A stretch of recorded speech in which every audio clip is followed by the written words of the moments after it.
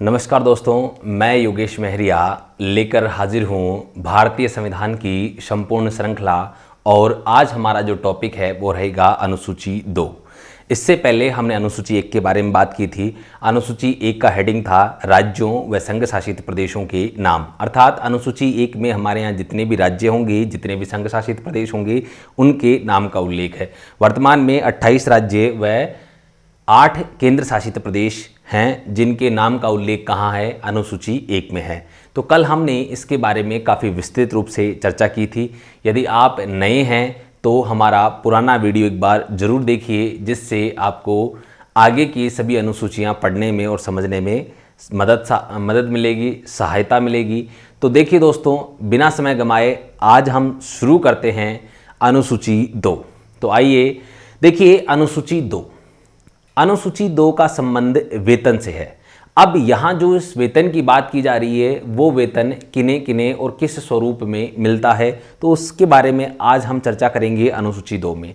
देखिए दोस्तों, सबसे पहले अनुसूची 2 के अनुसार वेतन का प्रावधान किया गया है भारत के राष्ट्रपति को। यहाँ पे 2 चीज़ें हैं, ध्यान से समझना और अच्छे से, क्योंकि यहाँ जो पॉइंट्स हैं एग्जामिनर बिल्कुल बारीक तरीके से आरएस फर्स्ट ग्रेड वगैरह के एग्जाम में इस प्रकार के सवाल बिल्कुल बेसिक से कई बार पूछ लेता है और हम कंफ्यूज हो जाते हैं कि इसका आंसर वास्तव में है क्या। ध्यान से देखिएगा दोस्तों। और पुलिस पटवार में सीधा वो आंसर पूछता है। तो मैंने एक ही वीडियो में सभी प्रकार के सवाल बनाकर आपको संपूर्ण रूप से सारी चीज़ें एक ही वीडियो मिल जाएंगी, जिससे आपको अन्य अलग अलग सोर्सेस से डेटा कलेक्ट करने की आवश्यकता नहीं पड़ेगी। तो देखिए दोस्तों, सबसे पहले वेतन का प्रावधान किया गया है राष्ट्रपति के लिए। इसी के साथ राष्ट्रपति के लिए वेतन का प्रावधान भारतीय संविधान के अनुच्छेद 59 का जो 3रा खंड है उसमें किया गया है। क्या कहा गया है उसमें? देखिए दोस्तों, यदि मैं ये बात कहूँ कि भारत के राष्ट्रपति को वेतन प्राप्त होगा, ये भारतीय संविधान में कहाँ लिखा गया है, तो आपको याद रखना भत्तों एवं उपलब्धियों के रूप में भारतीय संविधान के अनुच्छेद 59(3) में ये बात लिखी गई है। लेकिन कितना मिलेगा, इस बात का निर्धारण कौन करता है? अनुसूची 2। इस बात का निर्धारण कौन करता है? अनुसूची 2 निर्धारित करती है कि भारत के राष्ट्रपति को कितना वेतन मिलेगा। लेकिन अनुसूची 2 में इस वेतन का निर्धारण कौन करता है? तो देखिए दोस्तों, मैं यहां आपको बता देना चाहता हूं, क्लियर कर देना चाहता हूं कि यहां जो इस वेतन का जो निर्धारण है, जो संसद विधि द्वारा अवधारित करे,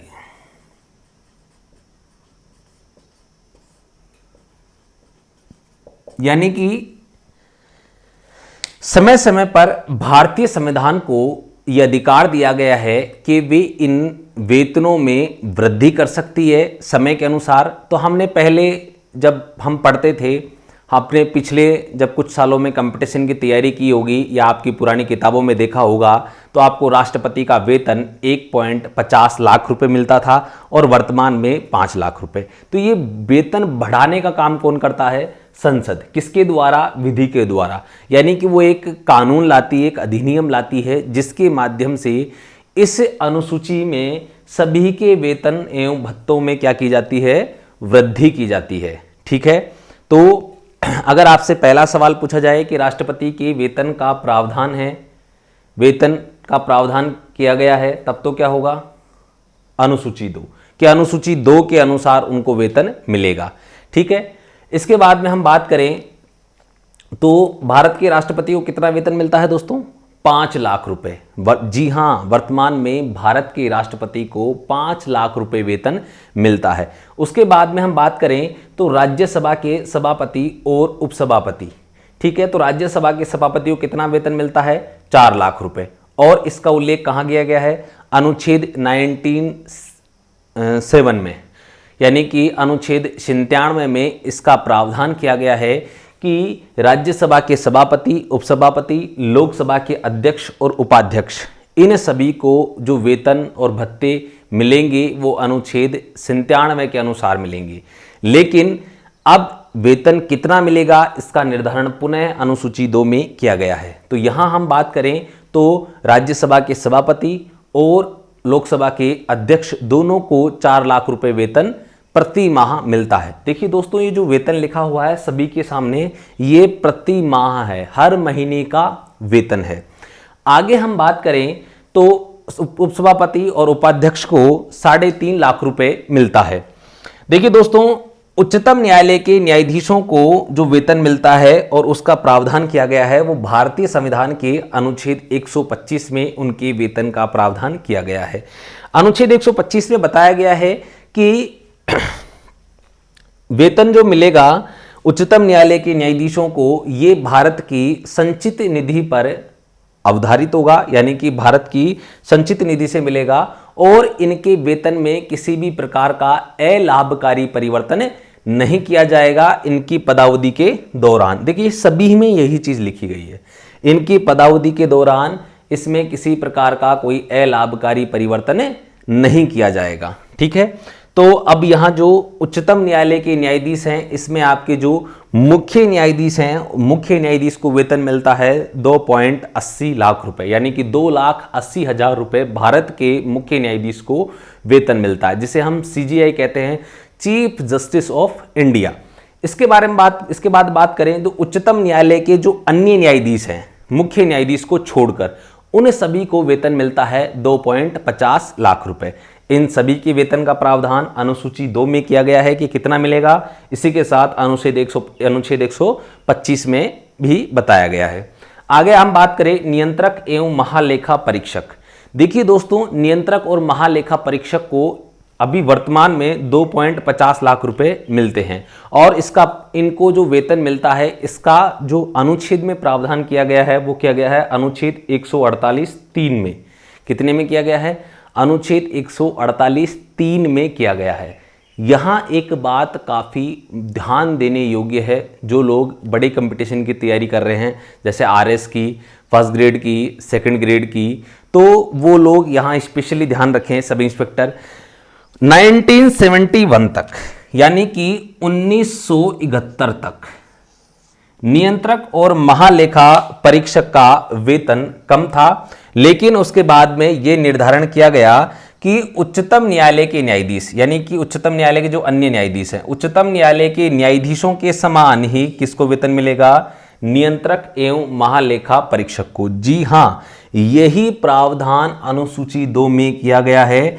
1971 से 1971 से यह निर्धारित कर दिया गया कि जो सुप्रीम कोर्ट के न्यायाधीशों को वेतन मिलेगा, वही हमारे नियंत्रक महालेखा परीक्षक, अर्थात जिसको हम इंग्लिश में कैग कहते हैं, उन्हें वेतन मिलेगा। और वर्तमान में उच्चतम न्यायालय के अन्य न्यायाधीशों को वेतन 2.50 लाख रुपए मिलता है, तो कैग को भी कितना मिलेगा? 2.50 लाख रुपए।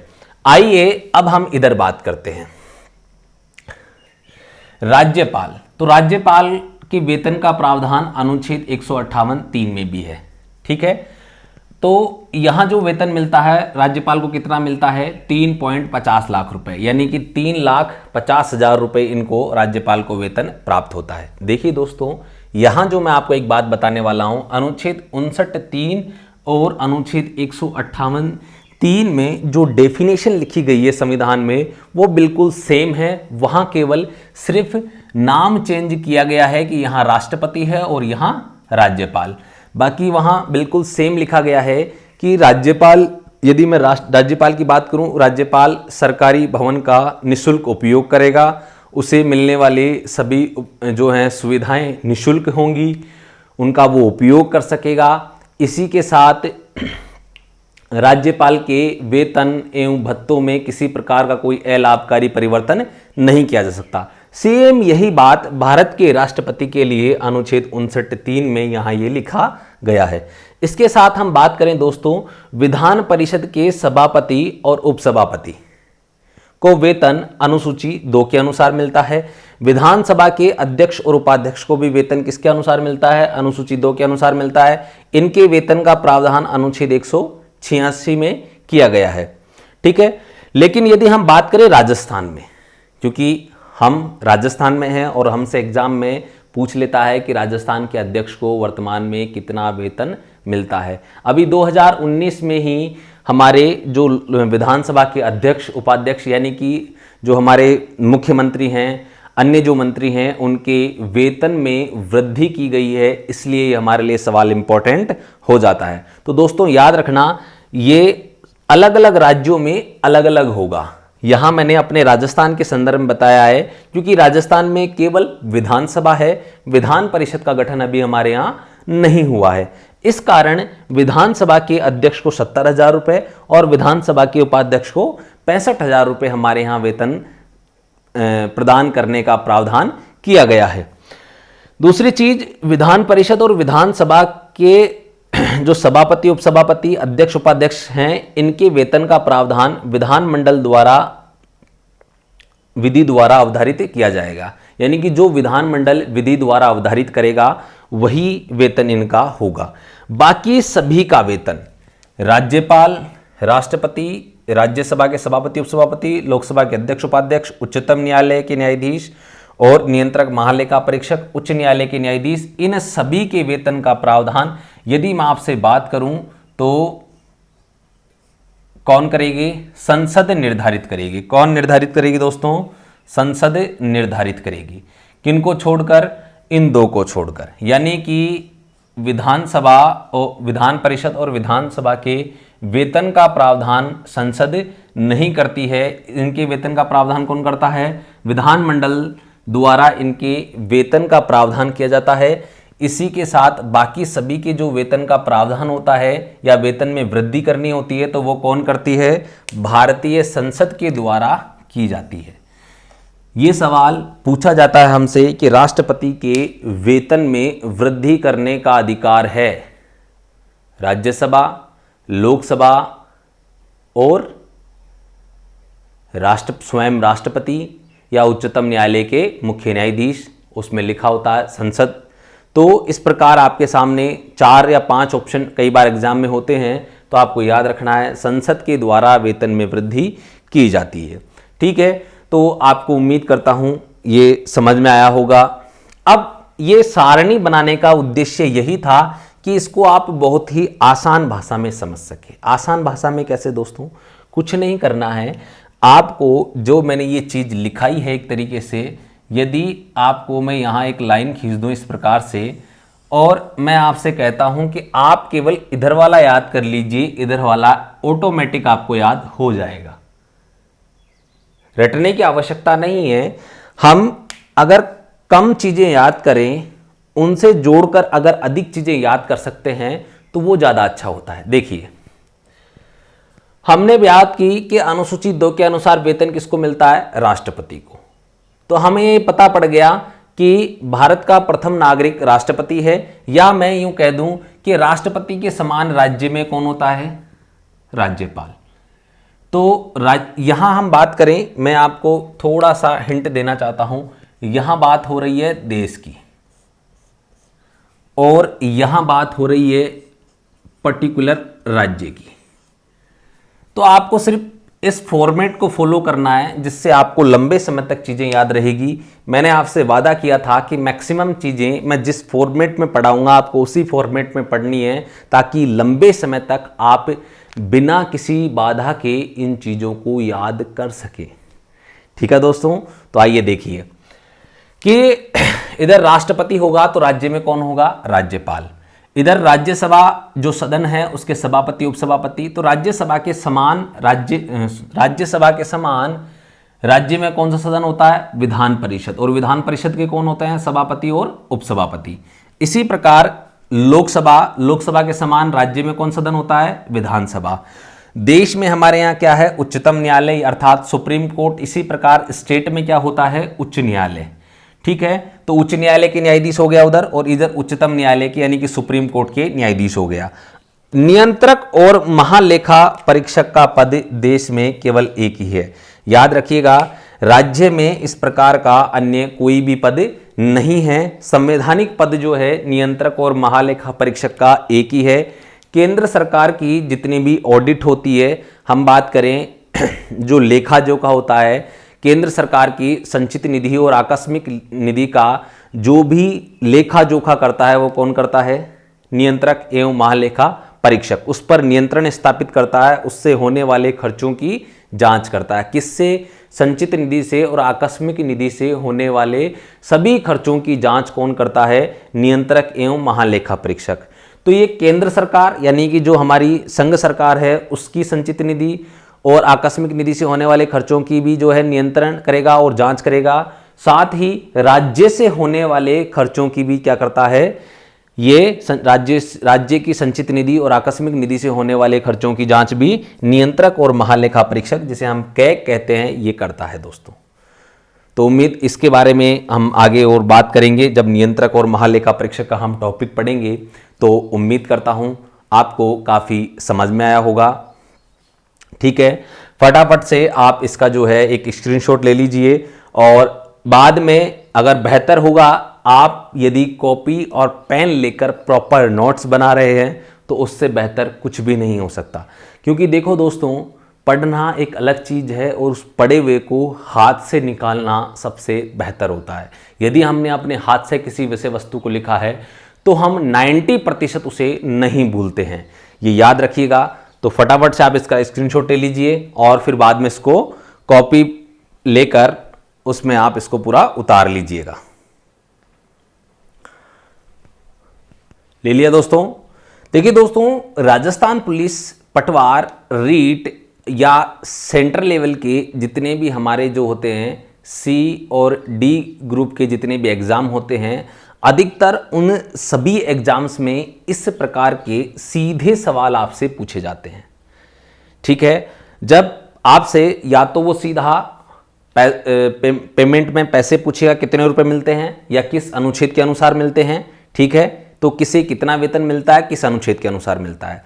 लेकिन जब हम आरएएस सेकंड ग्रेड या सब इंस्पेक्टर फर्स्ट ग्रेड की बात करते हैं तो वहां पर राष्ट्रपति के वेतन के संबंध में निम्न में से कौन सा प्रावधान गलत है या सही है, तो 4 कथन दिए होते हैं, उनमें से हमें छांटना होता है कि कौन से 3 सही हैं या चारों सही हैं। नीचे ABCD करके वो दे देता है। तो इस प्रकार के सवाल हमारे वहाँ आते हैं, तो उस समय आपको सवाल सॉल्व करने में काफ़ी मदद मिलेगी। जैसा मैं आपको एक सवाल बताता हूँ कि राष्ट्रपति के वेतन के संबंध में कौन सा प्रावधान सही नहीं है। तो सबसे पहले पूछेगा कि राष्ट्रपति के वेतन का प्रावधान अनुच्छेद 59(3) में है, बिल्कुल ठीक है। भारत के राष्ट्रपति को वेतन अनुसूची 2 के अनुसार मिलता है, ये भी बिल्कुल सही है।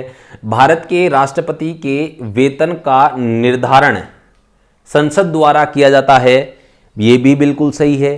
ठीक है, इसके बाद में अगला जो पूछा जाता है कि भारत के राष्ट्रपति के वेतन में कमी की जा सकती है। जी नहीं, मैंने आपको बताया था राष्ट्रपति के वेतन में कभी भी कोई भी कमी नहीं की जा सकती, किसी भी प्रकार का अलाभकारी परिवर्तन नहीं किया जा सकता। तो इस प्रकार के सवाल आपको जो है आरएएस, सब इंस्पेक्टर और फर्स्ट ग्रेड, सेकंड ग्रेड इन एग्जाम्स में आपको देखने को मिलेंगे। तो चलिए दोस्तों, आज का हमारा एक टॉपिक कंप्लीट हो गया, अनुसूची 2। अब हम कल बात करेंगे अनुसूची 3 के संबंध में।